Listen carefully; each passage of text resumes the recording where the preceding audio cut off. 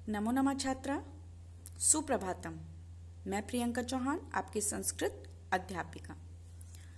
बच्चों, द्वितीय पाठ मधुरा श्लोकः 6 श्लोक हम पहले 3 वीडियो में पढ़ चुके हैं। आज अंतिम और श्लोक संख्या 7। ठीक है, देखिए मैं उच्चारण करती हूं।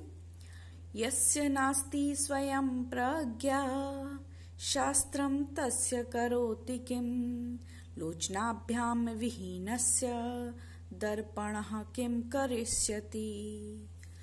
शब्दार्थ देखिए, यस्य यानी होता है जिसका या जिसके। ठीक है, न अस्ति यानी नहीं है, स्वयं यानी अपनी, प्रज्ञा यानी बुद्धि, तस्य यानी उसका, लोचनाभ्याम विहीनस्य, लोचनाभ्याम यानी नेत्र, और विहीनस्य यानी हीन, विहीनस्य हीन, दर्पण यानी होता है आईना। अब अर्थ देखेंगे।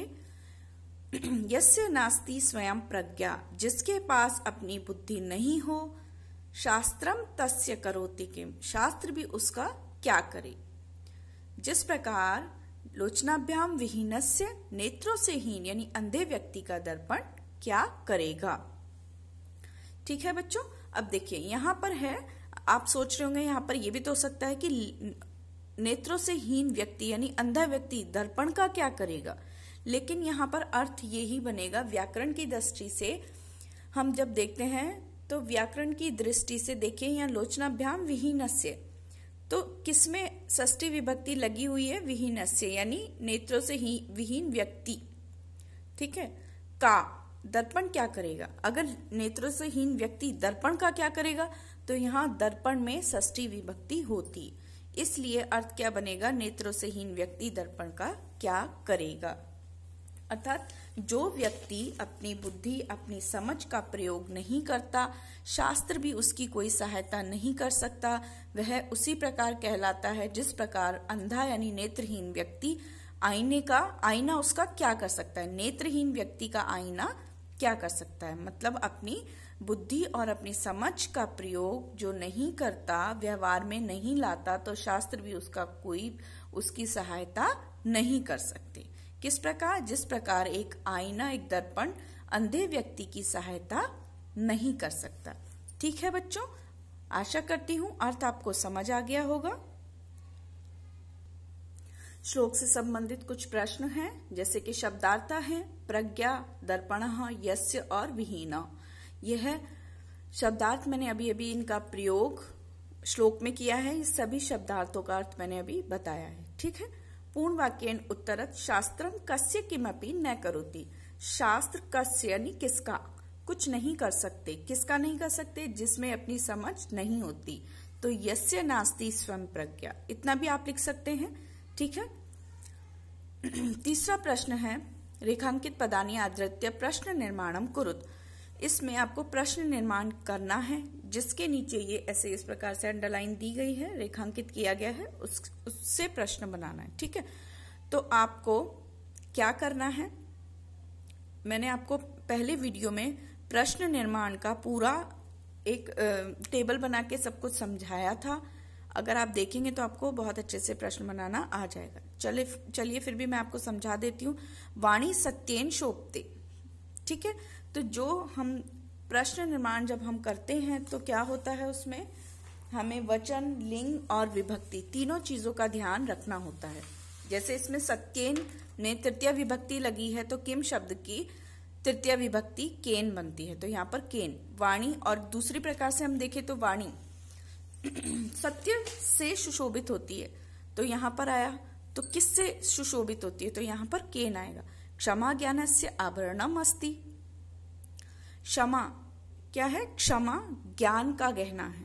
तो कौन ज्ञान का गहना है, क्षमा। तो कौन को हम बोलते हैं, कह, और स्त्रीलिंग में का, तो यहाँ पर क्षमा स्त्रीलिंग है, तो यहाँ पर भी का आएगा। समुद्रेशु वृष्टि वृथा।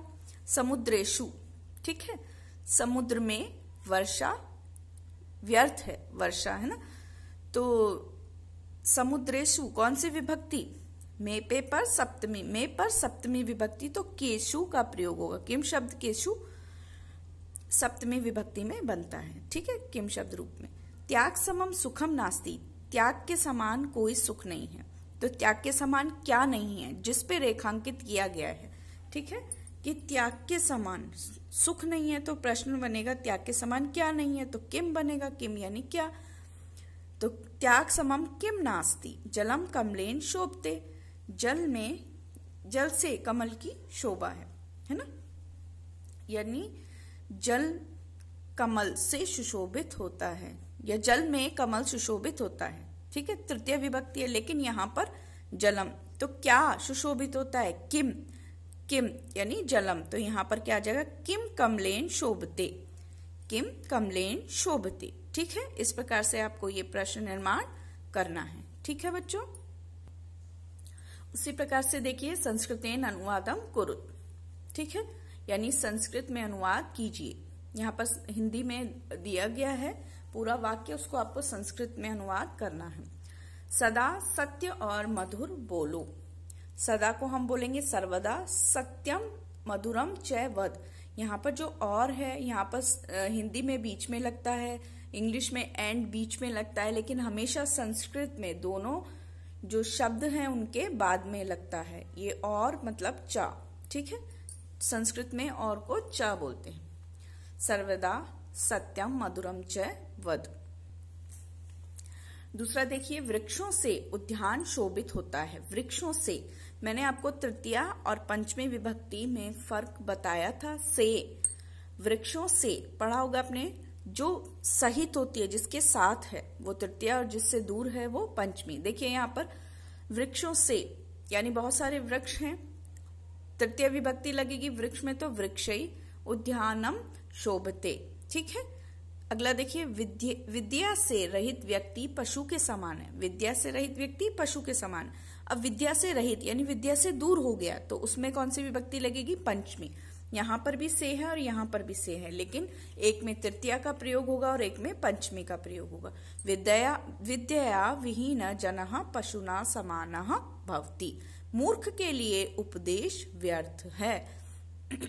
मूर्ख के लिए, अब यहाँ पर आपको साफ समझ आ रहा होगा, के लिए संप्रदान कारक चतुर्थी विभक्ति। ठीक है, तो के लिए का प्रयोग उसमें मूर्खाय उपदेशः वृथा। चतुर्थी विभक्ति में क्या बनेगा, मूर्खाय। रात्रि में आकाश में चांद और तारे होते हैं, तो रात्रि में पर सप्तमी विभक्ति क्या बनेगा, मति के समान रात्रि के रूप चलेंगे तो रात्रौ और रात्र्याम।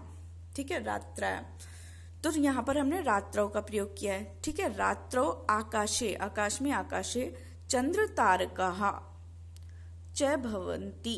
यहाँ पर चंद्र एक है, चांद एक होता है, तारका यानी बहुत सारे तारे हैं, तो तारकाः च भवन्ति, बहुवचन। ठीक है, विद्या का दान श्रेष्ठ दान है।